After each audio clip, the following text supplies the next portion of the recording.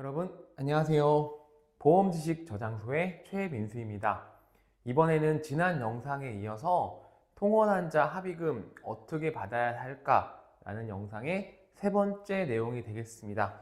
자, 지난 앞선 1, 2편 영상에서 제가 통원 환자, 교통사고 통원 환자 합의가 어떻게 진행이 되는지 제가 단계별로 설명을 드렸어요. 그래서 보통은 1단계에서는 담당자가 50만 원 정도 제한을 한 경우가 많다. 그리고 그때 합의가 되신 분들은 그렇게 끝나시면 되고, 그때 합의가 안 되셔서 실제 며칠이 더 지나서 몇 번 더 통원 치료를 받으셨을 때 담당이 전화가 오면 그때 우리 피해자분들이 네, 저 통원 치료 계속 받고 있었어요. 이렇게 말씀을 드리면 담당자 입장에서는 보통은 합의금을 조금 더 높여서 부르는 것이 일반적이다. 이렇게 말씀을 드렸는데 그 영상이 전부 다 정답은 아니에요.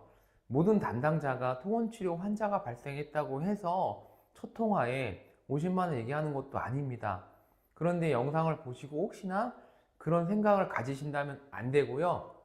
제가 말씀드리는 건 제가 실제로 경험을 했던 보상 실무와 그리고 옆에서 같이 일했던 동료들, 뭐 제가 일했던 경험들이 있잖아요. 그 경험들을 바탕으로 보통 통원 환자가 발생을 했을 경우에 통원 치료 한두 번 갔을 때는 담당자가 처음에 소액의 합의금을 한번 제시를 해본다. 이것도 과실이 좀 없거나 아니면 있어봐야 10%, 20%이 정도 있을 때 얘기해요. 그것도 염두를 해두셔야 되고, 두 번째로 첫 번째 소액 합의가 결렬이 됐고 실제로 피해자분이 통원 치료를 꾸준히 가고 있다는 사실을 알게 되면 담당이 조금 더 합의금을 높여서 부르는데, 그 단계에서도 합의가 안 된 분들은 이 세 번째 영상을 보셔야 되겠죠. 자, 그럼 3단계를 이렇게 말씀을 드릴게요. 자, 처음에 담당자가 50만 원을 얘기를 했습니다.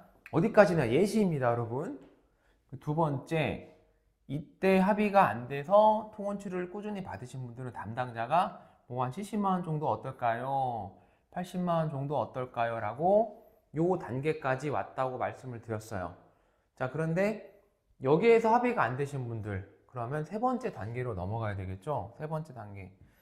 이때는요, 물론 다 똑같진 않지만 담당자가 며칠 있다가 바로 전화가 오고 그러진 않습니다. 왜 그럴까요? 이때 피해자분이 이렇게 말씀을 하셨을 거예요. 저는 몸이 너무 아파서 합의를 볼 생각이 없어요. 라든지, 금액이 너무 터무니가 없습니다.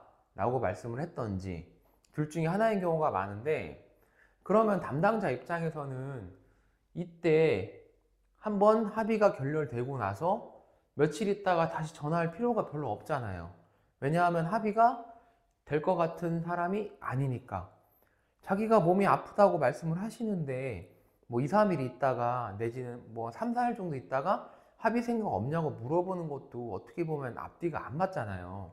아프다는데 합의 뭐 강요하듯이 그래서 합의 안 하실 거예요? 뭐 이렇게 말을 할 수는 없는 거잖아요. 아니면 금액이 너무 적다. 나는 150만 원 정도는 받고 싶다. 이렇게 말하시는 분을 이 금액에 설득할 수 없잖아요.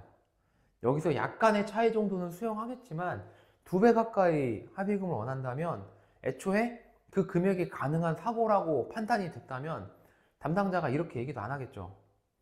이분은 통원 치료 몇 번 안 받았지만 사고 사이즈가 좀 너무 크거나 수입이 좀 남다르시거나 이래서 이분은 이 금액이 합의가 될 것 같은 분이 아니다. 그럼 처음부터 이렇게 말도 안 해요, 잘.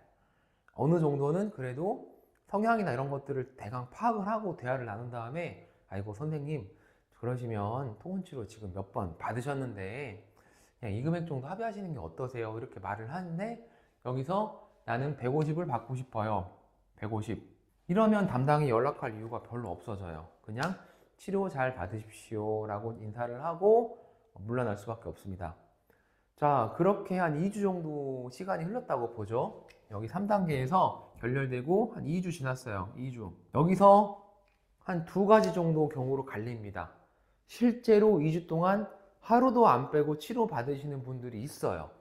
월, 화, 수, 목, 금, 월, 화, 수, 목, 금 이렇게 딱딱딱딱딱 치료를 정말 열심히 가세요. 이분 같은 경우는 어떻게 될까요? 실제로 몸이 아프다는 뜻으로 봐야 되겠죠. 사고가 뭐 경미했던 아니던 간에 치료를 이렇게 열심히 다니면 아, 이분은 진짜 실제로 어딘가 불편하시구나. 그냥 두면은 병원비가 자꾸 누적되겠구나. 이렇게 생각이 될 수밖에 없죠. 담당자 입장에서는. 근데 반대로 한 2주 지나고 연락을 했는데 통원 치료 한 2번 이렇게 갔어요. 이때랑 달라진 거는 통원 치료 한 2번.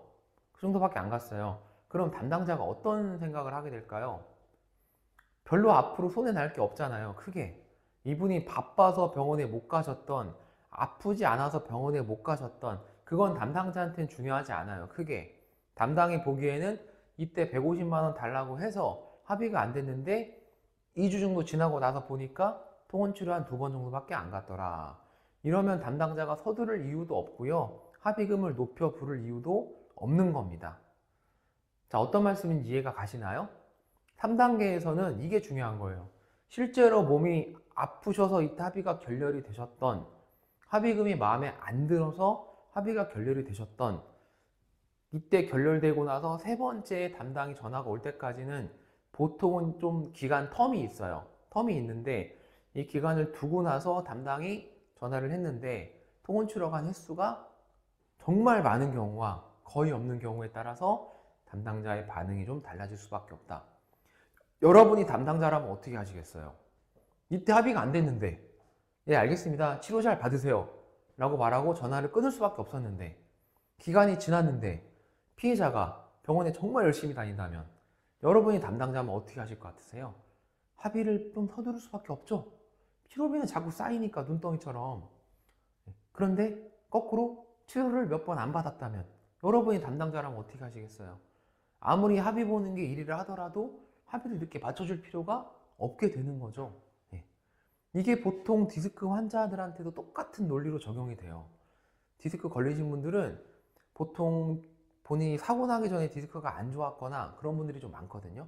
아니면 교통사고로 자신이 디스크라는 사실을 새롭게 알게 되더라도 어쨌든 치료를 열심히 받으시기 시작하면 담당자는 합의금을 좀 높게 부를 수밖에 없다.